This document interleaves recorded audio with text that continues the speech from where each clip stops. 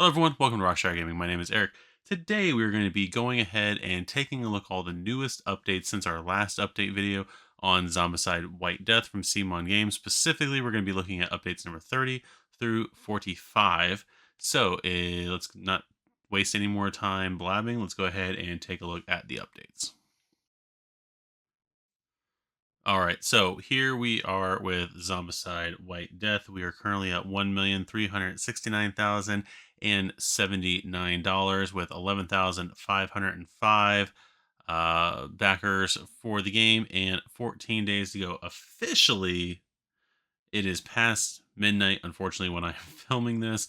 So we are clearly at day 8 right now, but we're just covering up through day 7 of this campaign. The reason why I'm filming this on day 8 is because I actually already filmed this entire video and realized that the way I had my camera set up on my desk is it was just shaking way too much, and I had to come up with an alternate source. So hopefully this isn't shaking nearly as much. I am looking into alternate camera setups and whatnot for the channel because some of the equipment I'm using is just not cutting it. But hence why I have to re-film a video that took me an hour long to just film originally, and it sucks. Anyway, so this is currently Zombicide White Death. This is where we are at right now. So one of the things I like to do on these videos is go back and take a look at the previous 2 campaigns, considering Black Plague as Season 1 and Green Horde as Season 2, taking a look at how they compare to what's currently Season 3. And it is very interesting because dollar-wise, stretch goal-wise, no, but dollar-wise, we're actually behind on both campaigns right now.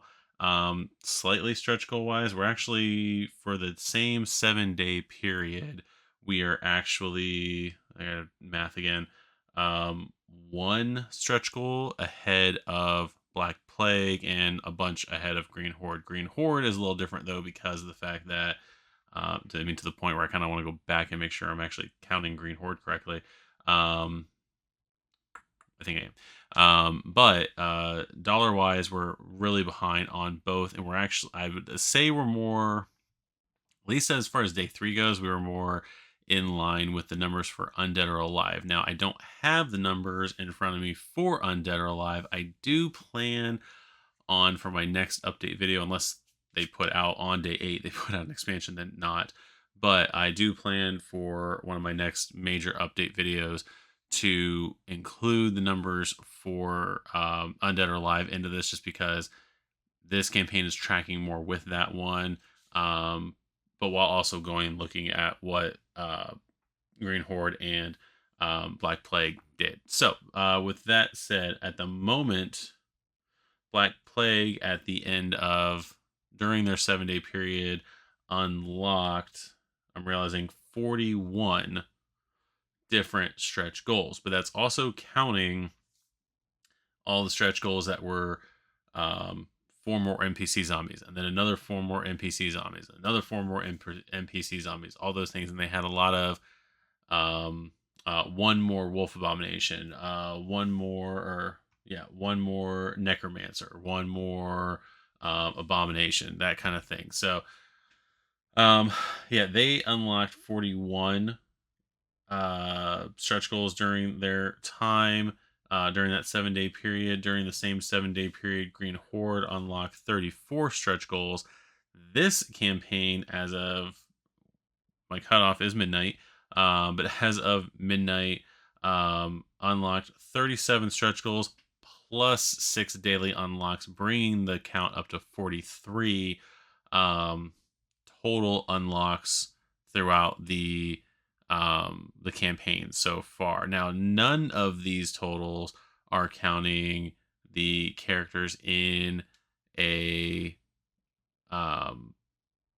the amount of characters in a stretch goal box, or in the other campaigns, the amount of characters that were in a artist box. Those numbers are just going by the actual specific unlocks, stretch goals during the course of the campaigns. as far as survivor comparisons and abomination comparisons and necromancer comparisons, specifically on characters that are named, abominations that are named, necromancers that are named, survivors that are named. As of the end of the day today, let me actually double count my. Yeah, I was right. So at the end of the day today, we had 30 unlocked survivors. Black Plague, for the same amount of time, had 20 unlocked survivors, and Green Horde had 21 unlocked survivors. Abominations so far, named abominations, we've got 6 in this campaign. Black Plague only had 1 named abomination at this point. Green Horde also had 6 named abominations. We have 3 named necromancers in this campaign, no named necromancers in the Black Plague campaign, and 1 named necromancer in the Green Horde campaign. Again, on a stretch goal that just said 1 more necromancer or 1 more abomination. I didn't count those in that total. That's a whole different thing, because so far White Death doesn't have those um, those distinctions necessarily. This campaign is being structured very much like Undead or Alive, and I'm kicking myself for not actually putting up their numbers and how things compare. The difference between this one and Undead or Alive is that the stretch goals are actually giving us abominations or necromancers every 4th unlock, whereas I'm pretty sure the Undead or Alive only gave survivors during every stretch goal, and um, no abomination. The abominations and there was no necromancers, but the abominations and any other zombie types that were thrown in there were thrown in as the daily unlocks. So that's the weird kind of trade off with that. So let us go ahead. I think that's all I needed there to talk about with that. And let's go ahead and look at the first update. So we're going to look at update number 30. Not even the dead have seen the end of war. So Suzuka Goes In was the one that we were looking to unlock from the last video on day 3. She was the last announced character on day 3, first announced character, or first unlocked character of day 4, and we're going to go with the Abomination Hachiman. He is going to be the I was going to say epitome again. The epitome of samurai ideals and the embodiment of martial prowess and corrupted avatar. He was, as it says here, the Japanese god of war. So he is a corrupted character there. It says on here, even the walkers now pose a greater challenge for a hardened survivor. So he is going to somehow enhance all the walkers on the board. We don't know yet how that's going to happen, but that is going to be his main mission. There is his character figure. So he was our last abomination so far that has been announced. No more abominations in the game as far as these stretch goals, but we have 14 more days of stretch goals. We'll get more abominations, don't you worry. So that was the first, or not the first, that's number 30 for updates. Update number 31 was the daily unlock. It's the 3rd daily unlock, even though this is technically day 4. It's the 3 days and the 24 hours. Within the 24-hour cycle, because this is at noon, and technically 24-hour, or yeah, this is noon. 24 hours is technically 3 o'clock in the afternoon, so still falls within day 3 technically, but it's day 4. So anyway, daily unlock, we have the Onryo. This is manifested as a deadly runner with a signature single-minded style of attack. So that's a little bit of flavor text. I'm not going to read through all the flavor text of these. As an instinct, the Onryu first targets the worthiest opponent on the board and tries to challenge them one-on-one. Its jealousy and resentment from a past life seems to have carried over into undeath. So this is going to be a character that's going to pick a survivor on the board and attack them, whether or not it's the one with the most health, whether or not it's just the one that's closest to them, whether or not there's some other criteria that you have to meet. This character is going to go after one of your survivors on the board. So as far as where this is coming from, this is in Japanese lore, this is what a wrathful spirit. re-manifests itself, and then apparently comes around and tries to hunt down people. So there is that little side bit of history. Again, most of the characters so far um, are going to be from Chinese and Japanese lore, history, all that kind of stuff. And actually, we are going to be moving in these updates. You'll kind of notice it. There's going to be a couple other things sprinkled in there, but for the most part, we're switching from um, Chinese Three Kingdoms references and moving into more like feudal Japan style references. So there is that character right there. Then we move on to update number 32, up close and personal Berserk Walker. So this is going to be an alternate walker that we are going to get in the game starting with this update here. So for $20 now, I think. So the game is 110 on the Kickstarter page. The first expansion is $45. I think it's 150. Yeah, the first expansion to the game was $45. So right now we're at 155 for getting everything. This brings up that number to 175 for getting everything with a $20 add-on. So for $20, get the Kickstarter exclusive optional buy of 18 Berserker Walkers and 3 different sculpts and a new color for this game. So their typical strategy can only be eliminated with melee attacks. So these are going to be walkers that can't be hit with range. They can be hit with items that are game effects that eliminate all zombies in the zone. That also applies to them, and it also suggests using the pole arm. So you have something that's going to have a reach of 1 to get these walkers. So there's the other sculpts for them. How to get the optional buys. There is a nice little pretty box. There again is all 3 sculpts. This one right here, probably my favorite of the sculpts. But anyway, this is a mini expansion. Now, again, the reason why I'm doing this video, I don't remember if I said at the beginning of the video. Again, I've done this video a couple, like at least 1.5 times. So that's why I'm kind of repeating myself, and I apologize if I'm repeating myself in this video. But one of the reasons why I decided to do this video, even though we're not getting a main expansion yet, as far as Tuesday went, day 7 went, because of the fact that there were multiple smaller boxes, I decided to go ahead. Let's go ahead and do a video about what's been announced. That way, when an expansion does come out, I'm not talking about 500 different small boxes in there, because that video would be way too long. But so this is gonna be the first of 3 spoilers boxes that were announced during this 4th, 5th, 6th, 4-day period. So anyway, there is the Berserker Walkers. So cutting over here to update number 33 on the board, we have Hail Survivors. Every dog has his day. So with the help of the Berserker Walkers, we unlock the Hachimen, and now we're getting not Inuyasha, but Inugami. In Japanese folklore, I believe it's Japanese folklore. Inugami, Inugami is a spiritual possession by a dog, is basically what it says. Based on some other things, I'm pretty sure this is Inuyasha, the way the hairstyle looks, everything like that. Not 100% sure, but that's where I'm going with it. Demon Blood that courses through Inugami gives some amazing regenerative abilities, so possibly some self-healing. Even though he is only half demon, Inugami still possesses speed and strength greater than any mortal. He is quick to close the gap between him and his foes, delivering devastating strikes with his demonic strength. So there is that character right there. Again, not Inuyasha. Like I said, he's going to have some quick movement.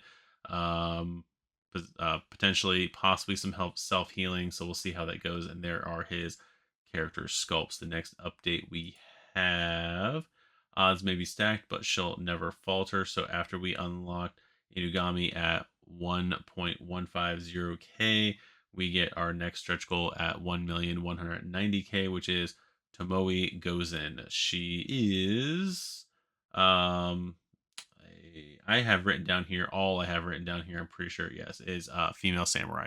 So she is a female character trained to become a fearsome warrior since young birth, even though women at the time were not allowed to joined the military. She says she is a master samurai who strides into combat with a weapon in each hand. Her grace and speed in combat is a sight to behold. She moves swiftly across the battlefield, striking foes down in a flurry of blades. While she might lack the raw power that some other samurai possess, her speed allows her to clear out lesser foes in mass with ease. So there is her information there, possibly some multi attack in there of some sort. We'll see how that goes. There is her sculpts, and always stay frosty.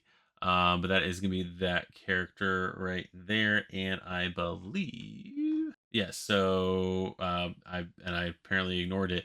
This character was unlocked on day in the Inugami was unlocked on day 5. So we already added day 4, going into day 5, and then Tomoe Gaza was announced on day 5. So we're going to go to the next update, which was the daily unlock for the day, which is going to give us the character of Badang.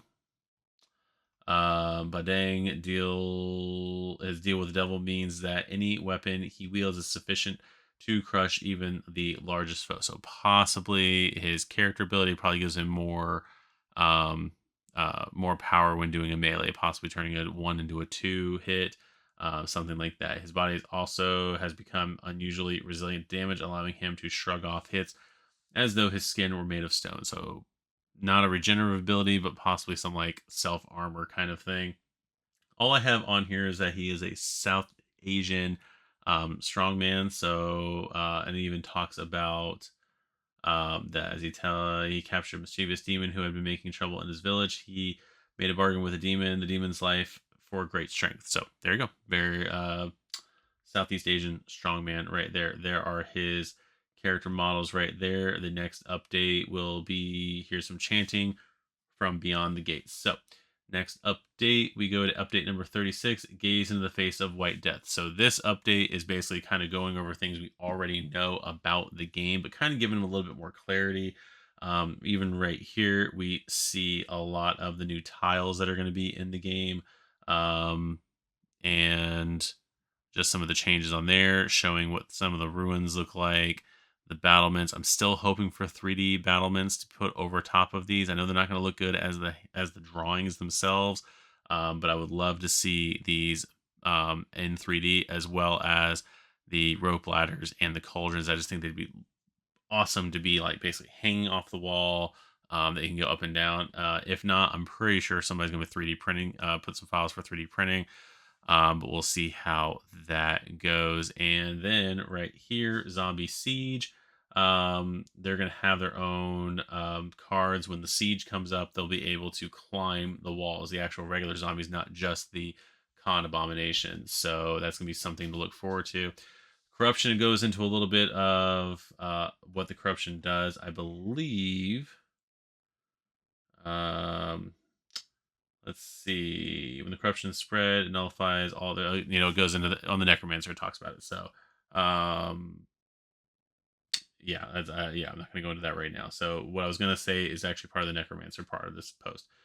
Goes in a little bit of the guards. Some looks like some of the guard cards here do. They have both a melee and a range stat right there, as well as guard actions right here. So you can read that at your leisure.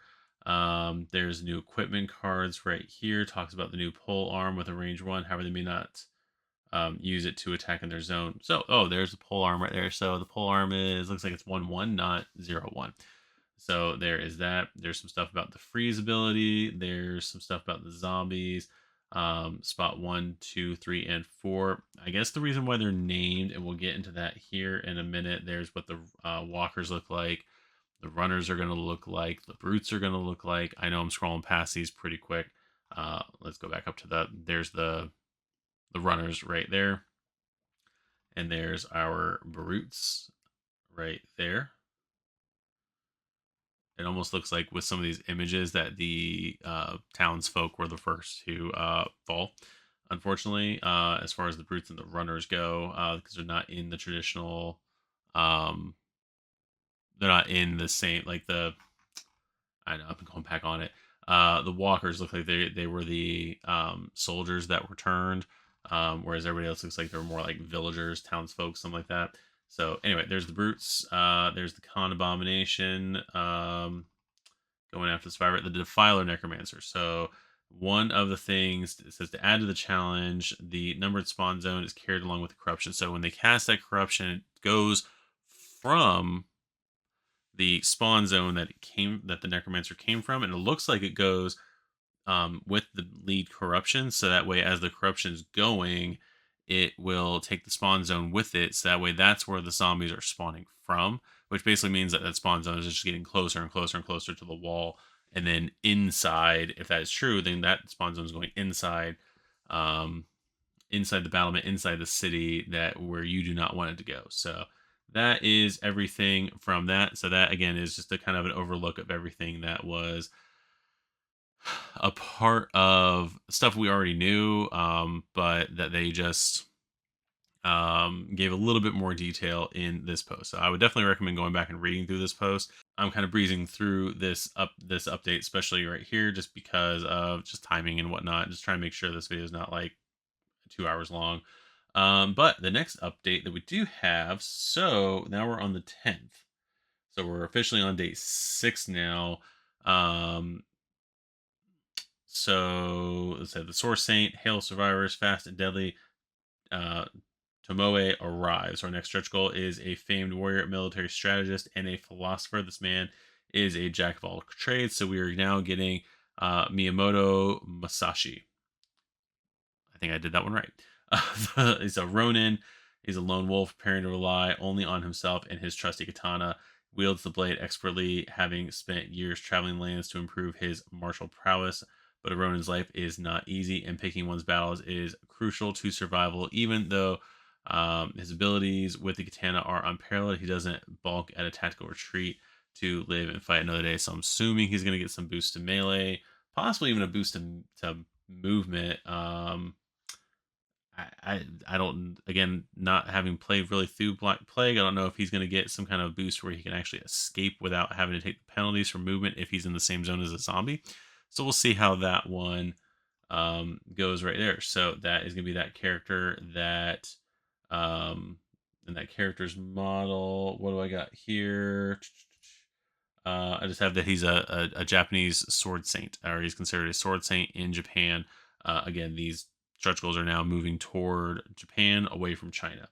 Let's go with the next daily unlock for day technically 6, but it's the day 5 unlock. So we're gonna get a Bomo, Bomo, Bomo, Bomo, Bomo. Bomo, that is basically a Indonesian shaman. So this is gonna be a necromancer character that can also bring himself back. He can bring back other zombies on the board, but it looks like he can also bring his back. So depending on how he is killed, how this thing is killed, it's possibly going to be able to resurrect itself. So this may not be a zombie that can get taken away from the board very easily. So we're going to basically have to, like it says, you have to work on it. But be wary if you're facing it and make sure that they stay dead. So it's basically going to be a challenge to keep this one dead. I don't know if there's going to be some other thing where it has to be killed in a certain way in order for it to actually die. But that is going to be that daily unlock. It says, with tomorrow's encounter, save us or bring ruin. So there is that right there. But that is daily unlock number 5. So the next thing we are going to get is not another update as far as another stretch goal, but we are going to get our second character pack. Today we're revealing a special Kickstarter exclusive optional buy, Warlords of the Rising Sun. This is a big giant pack of 8 different, we're going to show right here, $25, 8 different samurai. There's a ninja in there as well, but 8 different samurai and 1 necromancer that are going to be added to the game. Every single one of them is some historical figure from Japanese lore. So that's, I'm not going to go through them. Again, they're mostly all samurais, a couple of warlords in there, and definitely a ninja. But we are going to have Akichi Mitsuhide.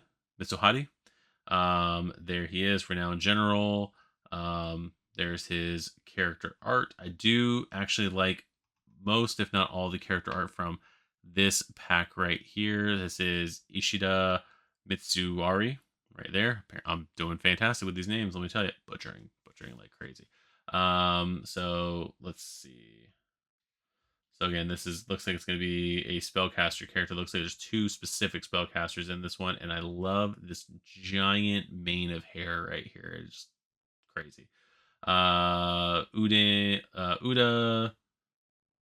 Nobunaga, take the world by force. Looks like he was the great unifier, I believe a leader in Japanese history. Title is well earned as he is capable commander when it comes to leading his men into combat.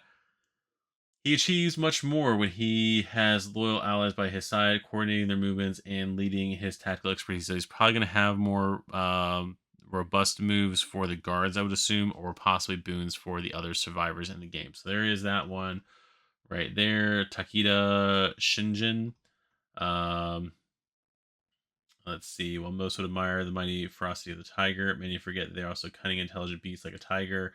He moves swiftly across the battlefield, carefully selecting the right moves needed to gain advantage over his foes. While battles can be won with might and magic, the war against the undead requires making calculated decisions, and he is the right man for the job. So maybe not a spellcaster, possibly going to be a melee combatant moving around the board, possibly some extra bonuses to movement.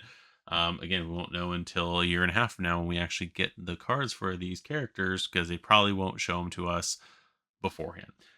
um, let's see, Hattori Hanzo. This is the ninja character. I think when I looked it up, it said famous ninja. That's what the main takeaway from that was. So he's going to possibly have some. Yep, agility allows him to take on multiple foes in what most see as a single strike, but in fact his movements are just too quick.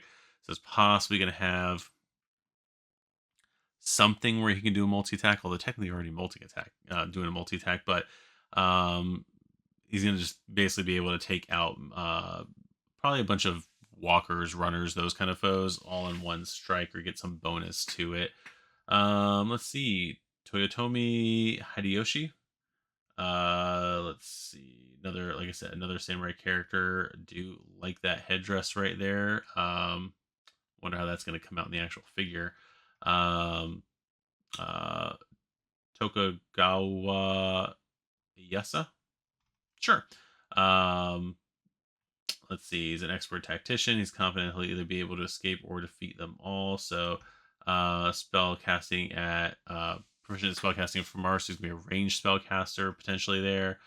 This character I think also was another spellcaster. Yeah, it says to some it may seem like he has the ability to disrupt even manipulate the ebb and flow of each battle. So he's possibly going to have some kind of crowd control abilities with that one. So that I believe is the last main survivor there. So we're also going to have Fuma Kataro, leader of the Fuma Ninja Clan, which was a real thing.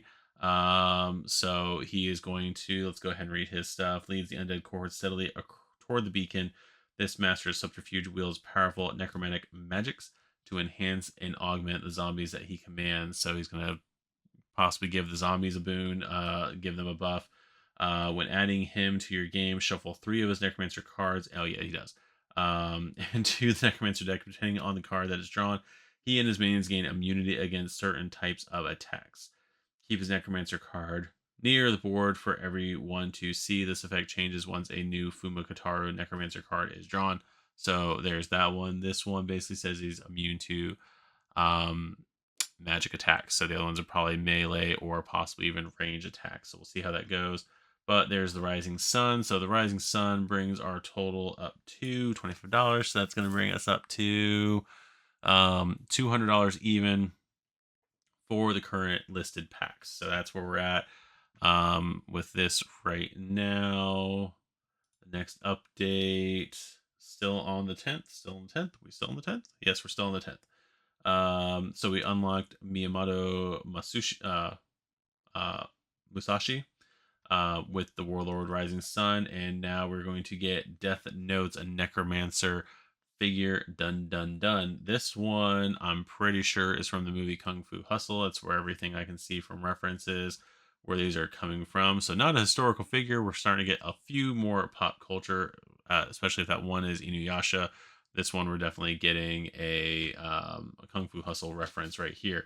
Their signature weapon is a magical hybrid of the Gunquin and Guzhing, and while it can play the most glorious music to grace mortal ears, it can also be a powerful magical artifact that resonates with the brothers' necromantic magic. Defeating these harpists is no easy feat, as survivors must break through the relentless cacophony of discordant notes to ever reach them. So there is the information on their more ranged abomination. So is that abomination? No, it's a necromancer. So it's the second necromancer in the row we've technically gotten, but this is going to be a necromancer apparently attacking at some kind of range from, I guess, what the comments are saying.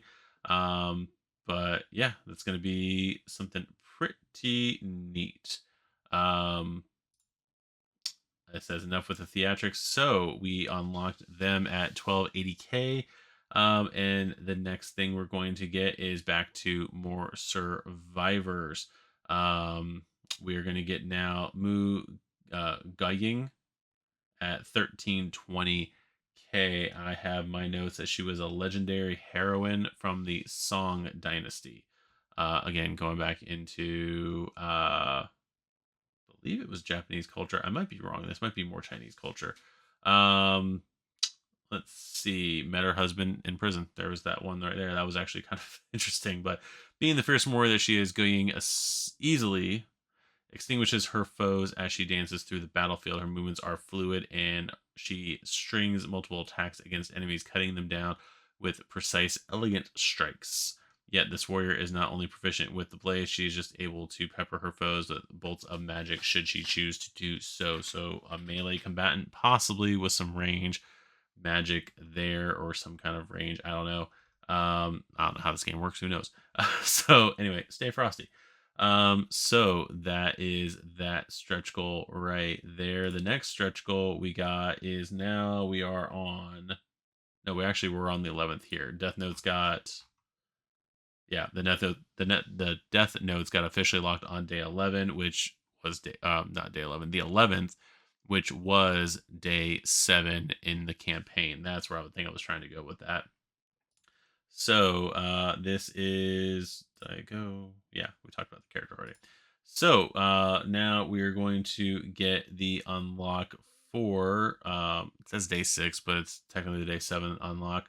But this is the day 7 or day 7 unlock. Unlock number 6, Rama. Rama was according to what I can see, a major Hindu deities, part of it looks like the part of the Hindu pantheon.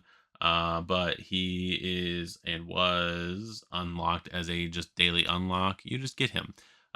He has skills. The bow are exceptional. It's as if the gods themselves guided his arrows. He never misses his mark and almost always lands a critical blow to make matters worse for his foes. He's quick on his feet, allowing him to get some quick hits before moving to his next vantage point.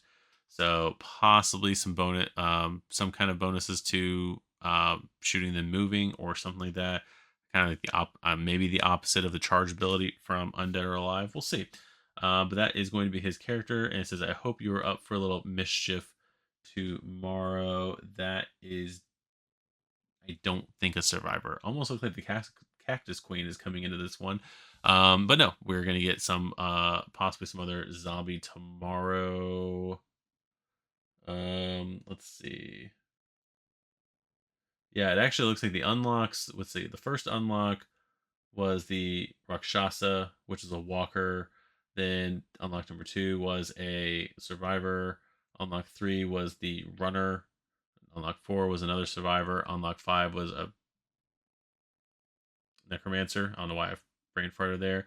Number 6 was another survivor. So day 7 is probably going to be a zombie with that pattern, and with that pattern I would almost assume that it's going to be either a brute or an abomination. I would say brute, some kind of weird special brute that they're not going to give a card specifically for to put in the deck.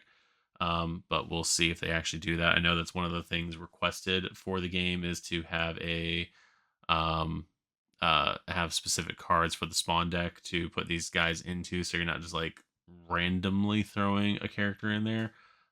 But yeah, we'll see how that one goes. Next update number 43. Three more to go, or yeah, three more to go kind of this one. So cross your hearts and hope not to die. So this is going to be another pack. It's going to be the third pack, character pack, figure pack of some sort that goes into this campaign. Hence, again, why I decided to do um, this video now, because we had a bunch of, like I said, a bunch of character or a bunch of figure packs in this one. So Crossfire pack is $35, so it's gonna bring our total up to $235. Open your pocketbooks. That's all I gotta say. If you want all the stuff. Crossfire pack comes with 12 crossbow guard miniatures, 15 deadbolt walkers, 6 delayed range attack cards, 6 deadbolt walker spawn cards, 2 reference cards, 1 rules leaflet. So the crossbow guards, they're going to actually have says, unlike the standard guards in the White Death core box, crossbow guards have no standard melee attacks. Instead, they have access to the delayed range action ability, which allows them to fire their bolts anytime during a zombie phase. So they don't have a way of, looks like a way of attacking melee during the actual survivor's turn. You can tell them to basically fire and shoot during the zombie phase, which is pretty cool. So there is that one right there. There's those delayed range action cards, and there's the sculpt of what they look like. There's the other sculpts of what they look like. Then we're going to have the Deadbolt Walkers, which are going to be walkers that will be able to shoot from shoot at range. It looks like Deadbolt target survivors from a distance, dealing devastating damage each time their hit land. So I don't know if they're going to get some kind of a roll to shoot at range or what they're going to do, but that is going to be those characters right there. So the Crossfire pack, you can add that to your pledge. Again, right now for the all-in, or not, it's not the all-in pledge, but right now if you're going all-in for what you'd have to pay for, you're at $235 as of the Crossfire pack. So next update we're going to get, he'll spell it out for you. We are going to get one of our anthropomorphic characters here. He's a Kinshan, which I think is the dog race, the canine race. We unlock them at 1360k. Looks like he is going to be a spellcaster character. I don't know where this is coming from, because I don't think this is a historical figure. That's all I gotta say. So that is gonna be that character right there. Let's see, he's gonna be a spellcaster on that one, and then finally, update 45. All he does is work hard. So we unlocked Reinhardt at 1360k with the help of the Crossfire pack, and now we are at 1,400k. We are going to get Ichiro, which is going to be another melee character, not with a lot of strength, but apparently going to be more precise. Somehow he's going to possibly give a boon to when he attacks, he's going to be able to hit better. So possibly he's going to lower the or increase, however you want to look at it, the accuracy on the weapons. So that'll be pretty interesting to take a look at. There is his models there, and that is the last update. Now, again, I don't think I talked about it in the beginning of the video. Again, I did this video. This is the second time I'm doing this video, so I'm trying to remember, and it's late, so I'm trying to remember what I did and didn't talk about. But right now we are at the point we're at 1,400k. Compared to the other two campaigns, we are still behind a lot on funding. On the end of when the last group of 4 NPC zombies were unlocked on day 6 during the Black Plague campaign, that mark was 1,660k. Now I say day 6 because day 7 did not have anything unlocked. They had Mariel announced on day 6, but she wasn't unlocked until day 8. I'm pretty sure they got to the 1,700,000 mark possibly by the end of day 7 or going in like right after day 7. But again, even if you gave them the benefit of the doubt, CMON, that they were at 1.7 million.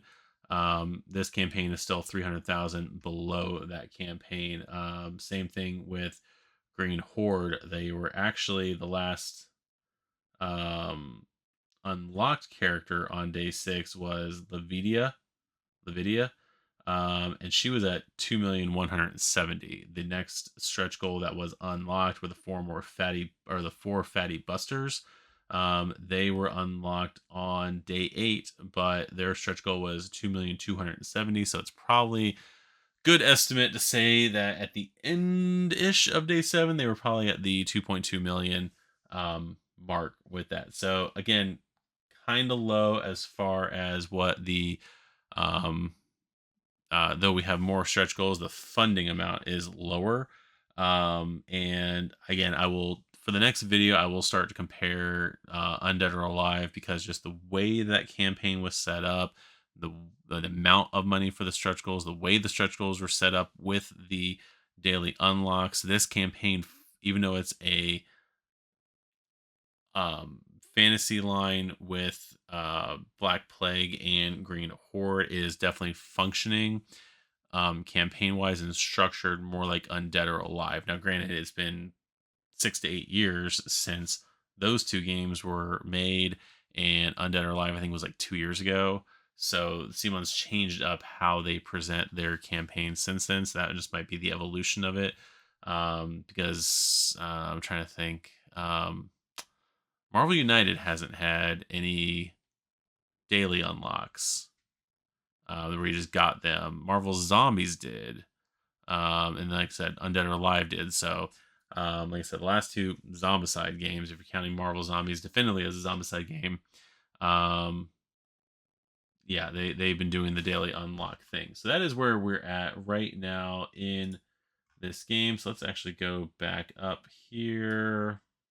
Okay, so since Reinhardt was unlocked, whatever time that was this evening, we've gained about 10,000 more in funding. Not we, I'm not part of this whatsoever, but we've CMON has gotten $10,000 more in funding from fans.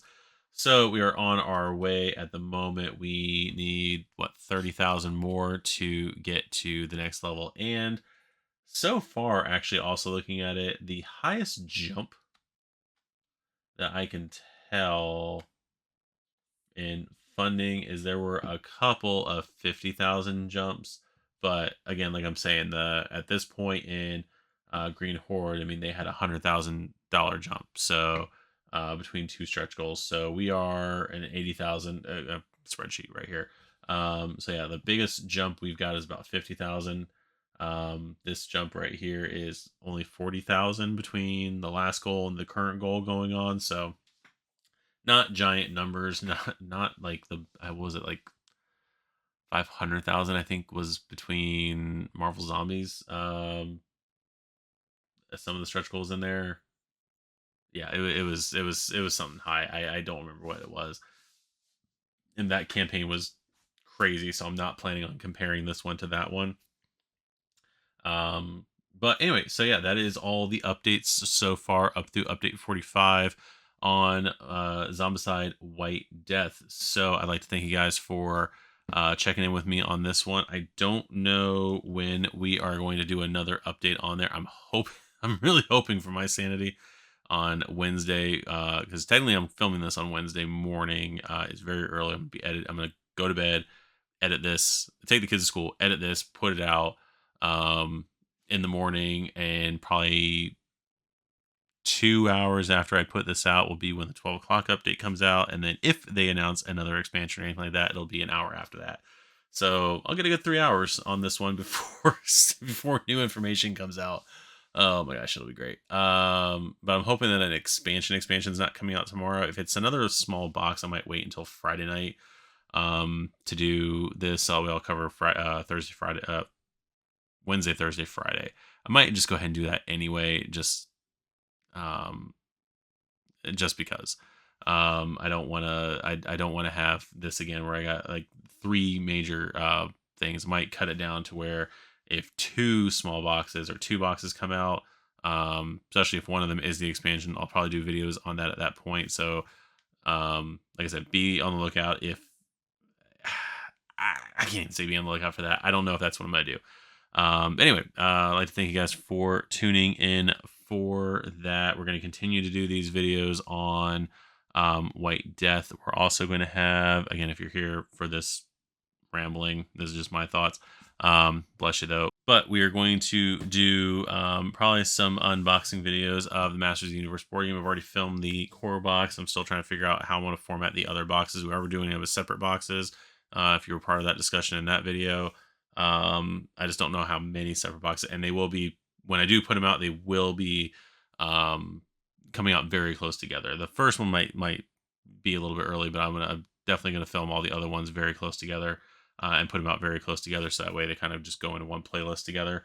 But yeah, I'll probably be doing some of the stuff on that. I've got some other videos of us playing various Zombicide games filmed. I just need to get them edited and put on the channel. So probably be doing a lot of editing this coming week and getting a bunch of backlog put out while also doing these videos here. So be on the lookout for that. I thank you guys very much for tuning in to this episode. Please like the channel, or no, please subscribe to the channel.